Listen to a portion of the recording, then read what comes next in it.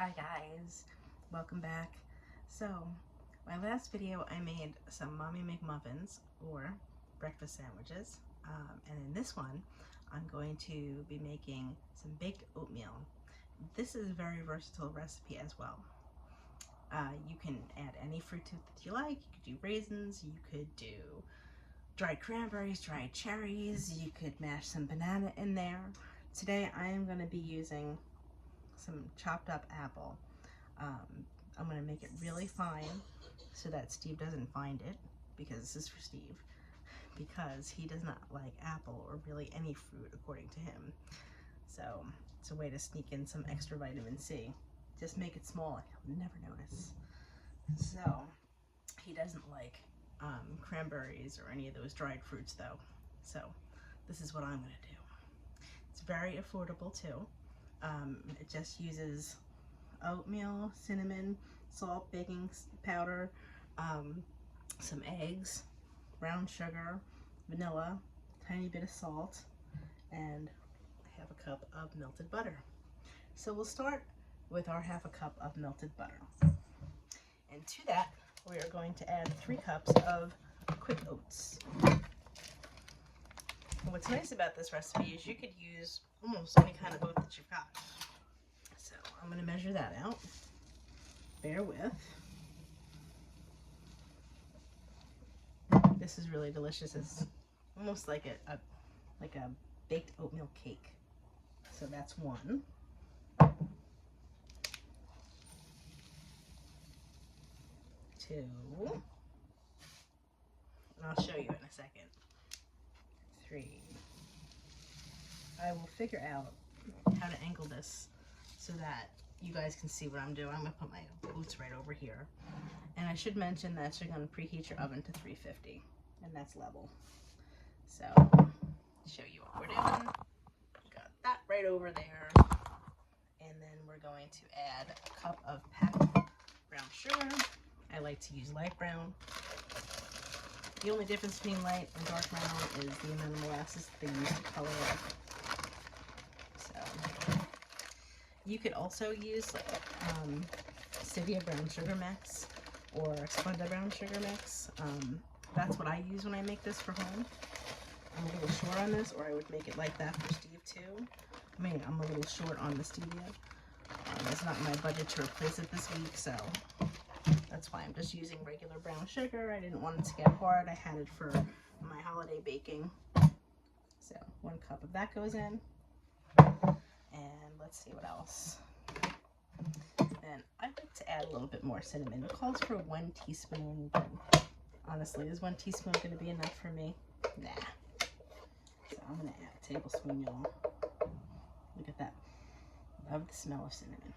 So we add our cinnamon.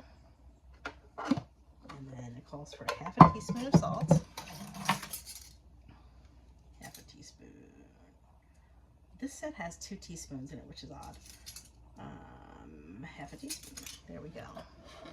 Usually, I put my salt in a container and I just dig in, but if you all remember, I burnt my container, so I have to replace it. I'm going to pour it over the sink so I don't accidentally get too much in my mix. So, there's that. Okay, so I was mistaken. The salt is going to actually be a teaspoon, so I'm going to add another half a teaspoon in there. Got my measurements mixed up. So again, I'm doing like a bulk cook this morning, so that's why you see everything out and about all around me. When I am done, of course, I will clean up and make it tidy. And then we are going to add 2 teaspoons of baking powder. Alright, what I like about all these containers, it's got this little built-in leveler. So it's going to be a little tricky since I'm almost to the end of this one. So let's see. Oh, there we go. So there's 1. And there's 2. Alright.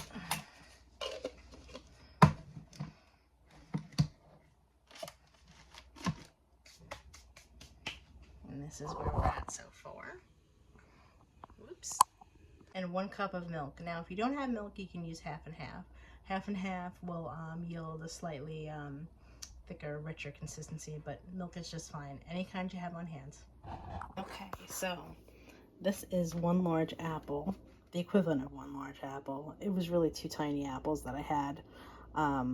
Make sure you always wash your fruit before you cut it. You don't want your paring knife or any other knife to go through the skin if it's dirty, because then you're just going to contaminate all your fruit with whatever was on the outside of the skin.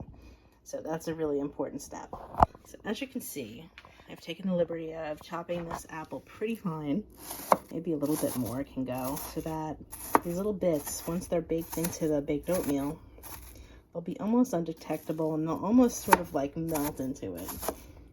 My other option was to use some applesauce, but like I said, since these are a little bit past their prime, we'll use these so they don't go to waste. I wouldn't let them go to waste anyway. I'd figure out something to do with them. And I forgot to mention, you want to add 2 teaspoons of pure vanilla extract. There it is in there. I'm going to throw my apples in, give it a mix, and I'm going to throw it into an 8x8 baking dish that has either been greased with some butter or any kind of oil that you like, or spray. I did Pam. I've used avocado spray also, and that will work. And then into the 350-degree oven we will go for 25 minutes. And there's our yummy baked oatmeal in the oven. It's gonna be in here for about 25 minutes at 350. It smells good already, guys. So this is what it looks like when it comes out of the oven. I baked a total of 30 minutes at 350. It smelled awesome when it was baking. It still smells awesome. Excuse the piece taken out of it.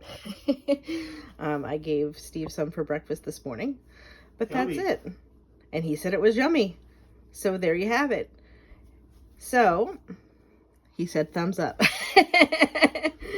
So if this is content that you like, you know, cooking, frugal tips, frugal living, single momdom, real life, please hit like, subscribe, and share. We're sending love from New Jersey. I look forward to seeing you guys in the next one. Bye.